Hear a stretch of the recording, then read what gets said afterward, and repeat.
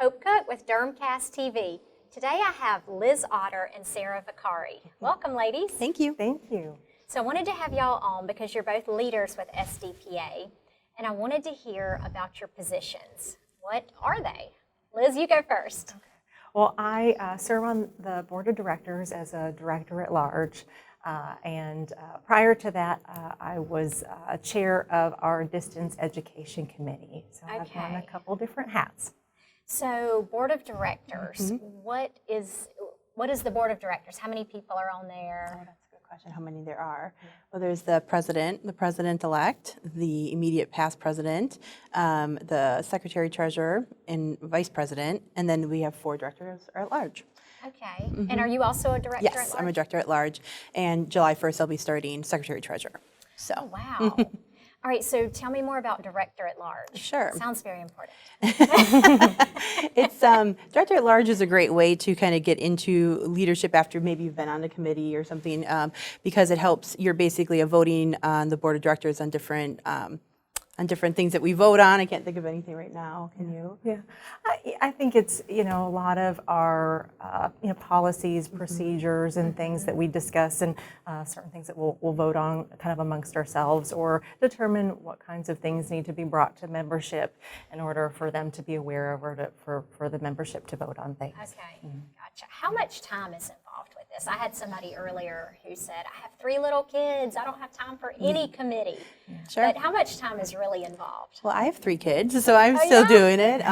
But it's usually board meetings once a month that we do virtually, like via Zoom. Sometimes there's other 911 meetings or other things that may be in between. But for the most part, it's 1 hour or 2 a month, and then we do things in between. And then I would imagine you really get to know each other. Oh, yeah. So tell me something that you've gotten out of the leadership, out of being on a committee or being on the board of directors. Well, I think the relationships that you build with those people that you work alongside with, and that you get the opportunity to see either virtually on Zoom or at these conferences that we have a couple of times a year, those little touches really mean a lot over time, and I think that's and then of course, like so many service or charity things, you always get out so much more than what you put in, and so so those kinds of relationships are really special. Yeah, I would imagine you make connections all over Oh, the absolutely. country. It makes going to the conferences more fun. It's like a reunion every time, and it's when all the people who are involved, and then you can bring people that maybe would be good to be involved with. So it becomes a bigger community and a tighter knit. Yeah. Well, walk me through. We'll start with you, Sarah. Walk me through when you were just a member, Sure. before you got involved in anything. What made you decide to get involved in the first place?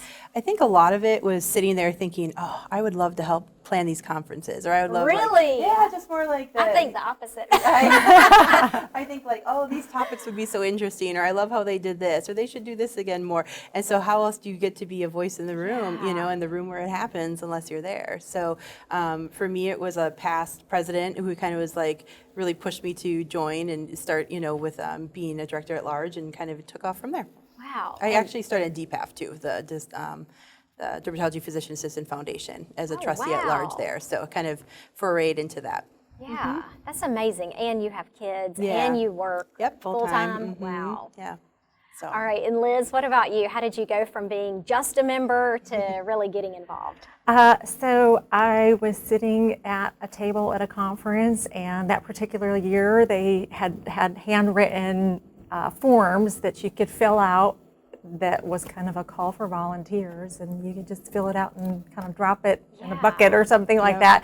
And then, I got the email, and I was placed on a committee. So I was a committee member first, which really was, maybe we met once every couple of months, or maybe an hour on a Zoom call. So it was very little time commitment, but it got my foot in the door, and then kind of each year a new opportunity would kind of turn over and a door would open, and so I went from being, a committee member to a chair, and then I liked it so much I threw my hat in the ring to run for a director at large position, and And that's how I got here. So I just filled out that little slip of paper, volunteered, and it turned into one of the best things that I've done, professionally. That is really cool. And I think if anyone was interested, they could just go up to a leader, and we'd be very helpful to get them involved. Just write down your name and say, all right, we'll get you connected. So at this conference, look for the yellow lanyards. Yes. Please come talk to us. Absolutely. There's plenty of opportunity to get involved, and we always need new leaders and people that want to give them themselves. And I promise it's worth the leap of faith to do it. Yeah. And any advice for PAs who are just starting out in derm and they're like, I can't be a leader yet? Sure. Get involved in just even committees or a much less level of it if you want to have a say, but just going to the conferences and staying involved that way. Mm-hmm. Well, really, this is the members. This is their society, so it doesn't matter what level you are. In fact, having a young, fresh voice in the room to give that perspective, because after 15 years, I don't always remember what it was like to be a brand new PA, and I don't remember, what it was that I wanted to learn more about. So those young voices are arguably just as important as those people that have been around for a long time. So, so volunteer, jump on a committee. Yeah, and I would say just start talking to people. Yep. Like it can feel so intimidating when you're at one of these conferences for the first time. But I remember you and I sat at a table together. So you can just get past that first awkward introduction. Yeah. And even if you don't think you can do it, just never hurts to try. You get off of the committee if you don't like it. But I think you'll love it. You're not trapped. No, it's volunteering. You're there because you want to be. Yeah. Well, this has been very insightful. Thank you both for coming on today. Thank you for having us. Yes, thank you. Hope Cook signing off with DermCast TV.